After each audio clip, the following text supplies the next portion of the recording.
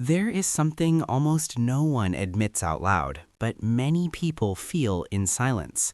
You spend years trying to build a stable life. You work on yourself. You grow. You fix what was broken. You finally reach a point where things are fine. Nothing is collapsing. Nothing is chaotic. You are not in crisis. And yet, when the noise fades and you are alone with your thoughts, there is a quiet feeling you cannot ignore. A strange emptiness. And the worst part is the confusion that follows. If everything is okay, why don't I feel okay? Maybe you have noticed something uncomfortable about yourself. You feel more alive when you are chasing something than when you actually achieve it. During the pursuit, there is energy, there is tension, there is movement. Your mind is sharp, you feel driven.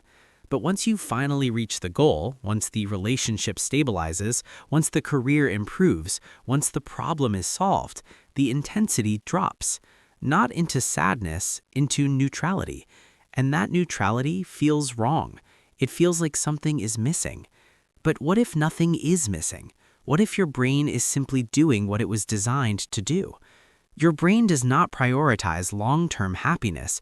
It prioritizes movement. It prioritizes survival. The chemical most associated with motivation, dopamine, is not the chemical of sustained joy. It is the chemical of anticipation. It rises when you are moving towards something. It drops once that something becomes familiar. This is called hedonic adaptation. The brain quickly turns achievements into baseline. What once felt extraordinary becomes normal. What once gave you a rush becomes routine. And when there is no new intense stimulus, your system returns to neutral. But we were never taught that neutral is normal. We were taught that happiness should feel like constant excitement. So when intensity fades, we interpret it as emptiness. And then something deeper can happen. If you spent years in stress, instability, emotional unpredictability, or constant pressure to prove yourself, your nervous system may have learned that high activation is the default state. Chaos may have felt familiar. Urgency may have felt natural. When life becomes stable, when there is no immediate threat, when there is no urgent problem to solve, your system does not automatically interpret that as safety. It interprets it as unfamiliar, and unfamiliar can feel uncomfortable. For a nervous system conditioned to survive turbulence, calm can feel like something is missing. You may not be empty, you may simply not be used to peace. There is also the layer of identity. The brain constantly seeks coherence between who you believe you are and the life you are living. If your identity was built around struggle, around fighting for worth, around surviving difficulty, then stability can create tension. Because if you're not fighting, who are you? If you are not overcoming something, what defines you? The hippocampus stores emotional memories and builds patterns from your past.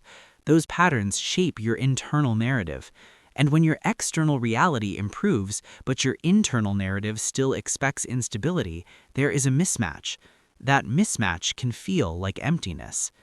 Sometimes there is also emotional dampening. If at some point you needed to suppress feelings to survive difficult environments, your brain may have learned to lower emotional intensity overall. The amygdala, responsible for threat detection, may have been activated repeatedly, and your system adopted by reducing sensitivity. The problem is that this dampening does not only reduce pain, it can reduce pleasure too. The result is not dramatic suffering, it is muted living. So what do most people do when they feel this quiet emptiness? They chase more stimulation, more goals, more distractions, more novelty. Each new pursuit gives a temporary dopamine spike. For a short time, you feel alive again. But the brain adapts, and the cycle repeats. Maybe the issue is not that your life lacks meaning. Maybe your nervous system is still calibrated for survival intensity. Maybe you have not yet learned how to feel safe in stability. Because staying in a life that is working without creating drama, without manufacturing urgency, requires a different kind of strength.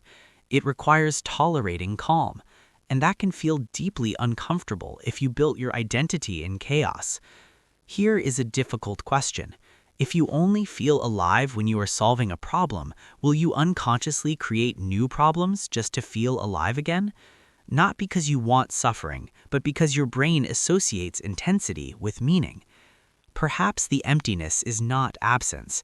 Perhaps it is transition, the space between survival and maturity, the quiet space where you are no longer fighting but have not yet learned how to simply exist. You may not be broken. You may simply be adapting. Now, I want you to reflect honestly. When everything in your life seems stable, can you stay there without searching for something to disrupt it? Do you truly feel empty, or are you just unfamiliar with peace? Write in the comments what resonated most with you. If this helped you understand your own mind a little bit better, subscribe to the channel so we can continue exploring how neuroscience explains emotions that feel deeply personal. And support the channel so we can keep creating conversations like this.